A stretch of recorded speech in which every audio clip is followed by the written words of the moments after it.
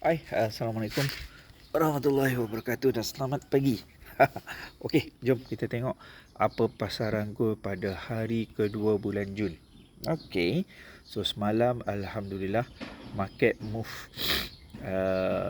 cantik, dia naik sampai ke atas, is trending up. Okay, so kita nak tengok hari ni apa yang bakal berlaku kepada market lah, pada market.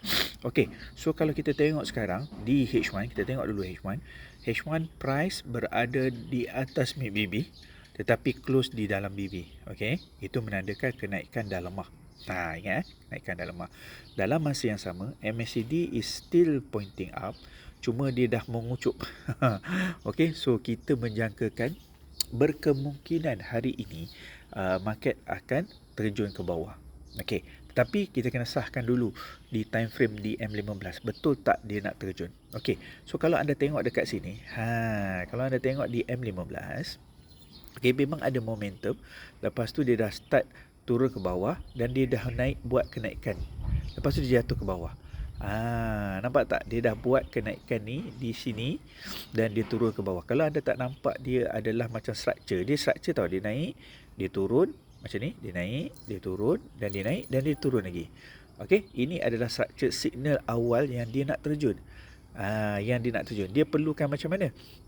Okey, dia perlukan terjunan satu lagi, naik sekali lagi dan dia terjun sekali lagi.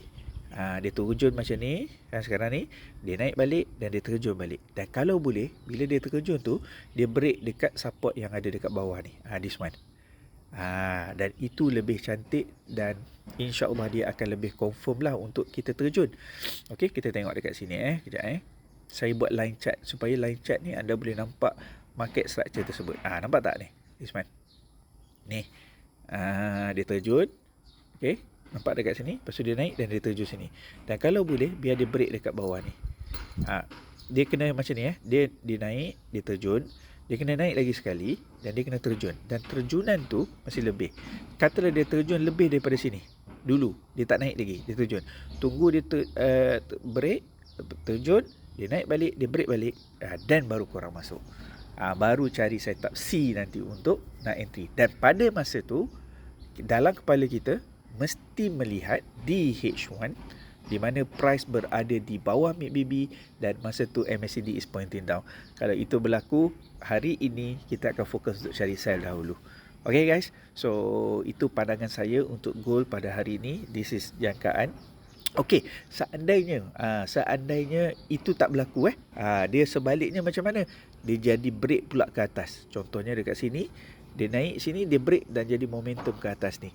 Itu menandakan market akan continue akan naik. Macam semalam saya ada jangkakan dekat zone sini, perasan tak? Dekat zone sini semalam, awak tengok video yang semalam saya ada share. Okey, saya kata kena break dan dia terjun kan. Seandainya dia break ke atas, dan dia akan terus naik ke atas. Dan inilah yang berlaku semalam. Okey guys, so saya harap benda ni boleh membantu anda untuk menganalisa market. Dalam masa yang sama boleh entry. So kita entry tidak entry secara sembrono lah. Kita entry tu melihat ikut sistem trading kita. Nampak tak tu? Cantik tu, seriously. Dia break ke bawah ni kejap lagi, dia naik balik dan dia break balik, dan di sini ada momentum sell di mana candle close di luar bottom BB ni dan di H1 pun berada di bawah, dan dalam masa yang sama MACD is pointing down dan cantik. Seandainya dia break, dia naik dan dia turun. Okey, dia break, dia naik dan dia turun.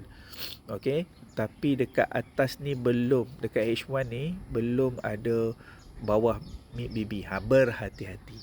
Nak masuk boleh tapi berhati-hatilah. Berhati-hati sebab dia belum ada confirmation trend. Kita nak confluence semua tu complete. Kena complete trend, momentum dan juga structure. Once itu berlaku, then you guys go ahead untuk entry. Kalau itu tak berlaku, okay, kalau itu tak berlaku, then jangan masuk lah. Just relax lah dulu. Tunggu apa yang market boleh bagi kat kita. Kita react dan kita entry based on apa yang market bagi kat kita, mengikut SOP kita. Kalau SOP kita tak okay, then we let go. Okay guys, so petang ni, tengah hari ni insyaAllah saya akan berada di Kuantan. So, siapa trader yang berada di Kuantan, so kita boleh jumpa nanti. Dan sampai 5 hari bulan lah, 6 hari bulan saya dah bergerak ke Pulau Pinang.